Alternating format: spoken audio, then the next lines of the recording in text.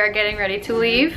I have my Lucky Transfer shirt, my socks, and my underwear, all green.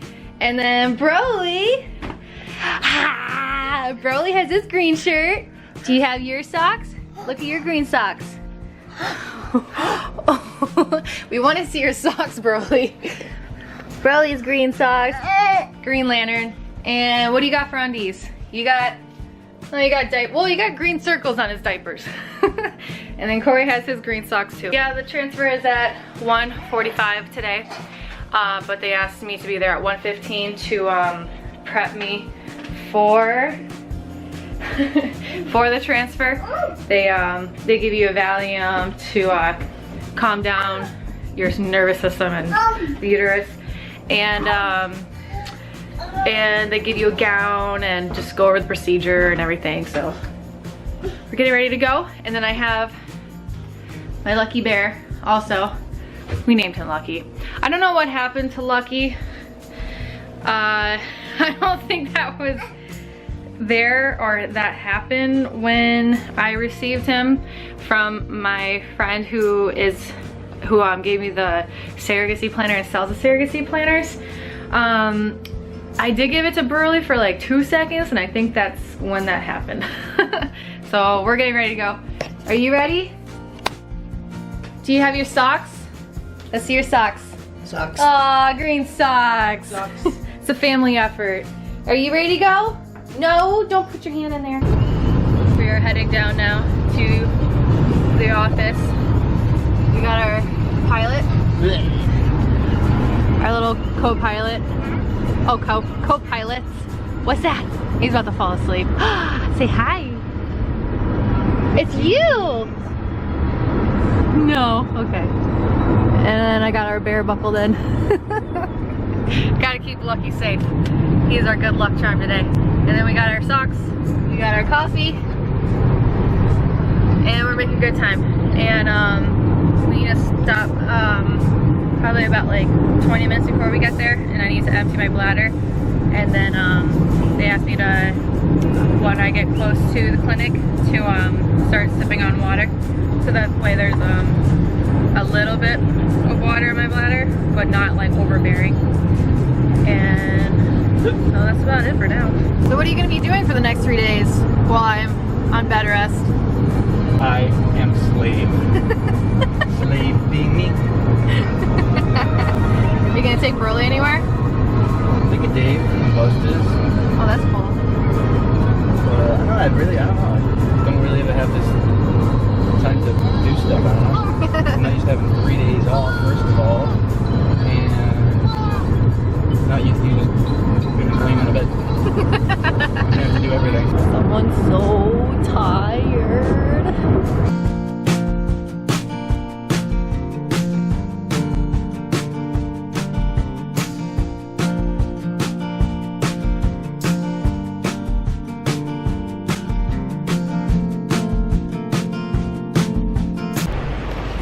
Hey, buddy. Almost there. Oh.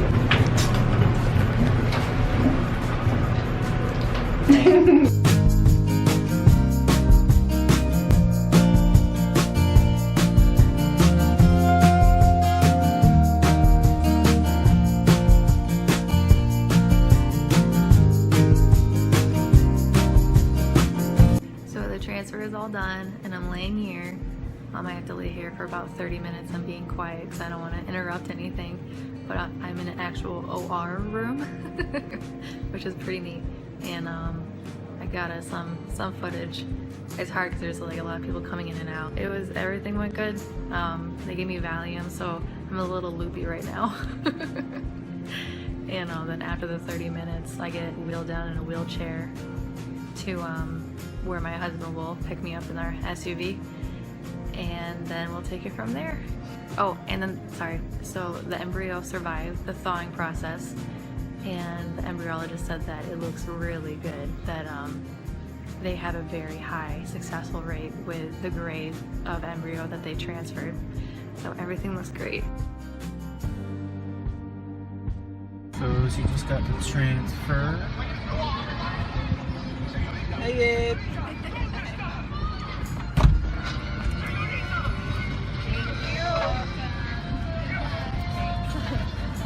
How was it?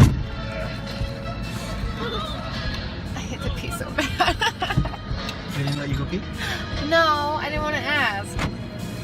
I had to pee. We never come to McDonald's. I think the last time that we have been to McDonald's was 2 years ago when I was pregnant with Broly. But we're here now. So bad. Because I heard that McDonald's French fries, the highest salt and I don't know, something else. Basically kind of clogs things up in there to help the embryo stick. So it definitely is all superstition, but you know, can't hurt. Don't look at my shame. It was really mad when I told him that we're going to McDonald's afterwards. How you liking your burger? Oh yeah, right. You're not enjoying it at all. No. It's like, no, it's only been like 2 seconds you had it. We are on our way home. Got our McDonald's, got our French fries. So, the embryo grade, I believe the embryologist said it was a 4BB. I could be wrong, but I was a little high on Valium. So I might have heard her wrong, but I really think that's what she said. So they transferred one girl embryo, and obviously it survived the thawing process because it was a frozen embryo. And the sad part is, and the frustrating part, well it could have been, is they don't know if the embryo survived the thawing process until like minutes before the transfer is supposed to happen. So, and that happens to between 20 and 25%. I think that's what I read of the statistics of that happening. So I was very relieved when the doctor came in saying that the embryo survived the thawing process and that everything's good to go. And so then they give you the little gown they ask you to dress from the waist down, and I sat on this bed that I showed you guys, and the bed was heated, which was awesome, and because it gets really cold in there. And then they give you a Valium, yeah, to make you feel relaxed, so you're not so stressed. And look at that, it looks so cool though. That looks awesome. And then I think like they let you just sit there for about 15 minutes to really let the medicine work, and then they give you socks, and then they assist you to go to the OR room.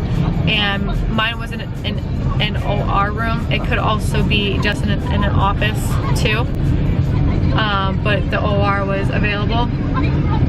And so I laid there, they had my legs up in stirrups, and like a hairnet also I had to wear. And then they have a nurse operating the ultrasound machine so that the doctor can know exactly that he's putting the catheter in correctly in the right spot. And then it feels like a prolonged pap smear.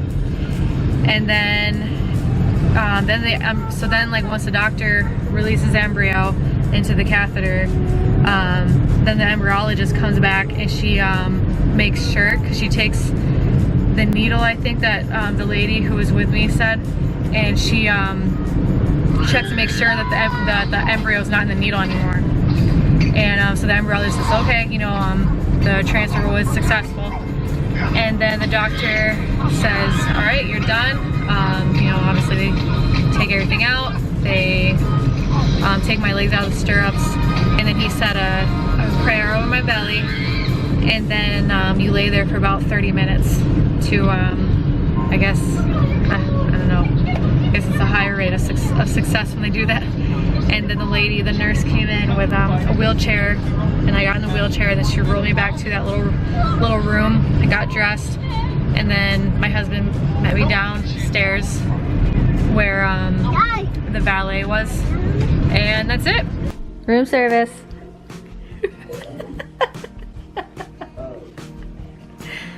I have needs. So this is my home for the next 72 hours. Well, not quite. I think like 6 hours left.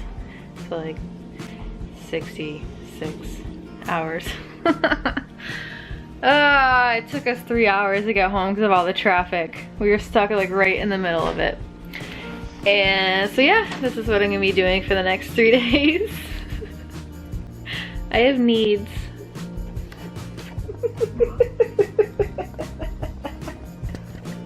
Or you had to sit and wait for those 3 hours. I had to drive for the 3 hours. I need to sit and just chill.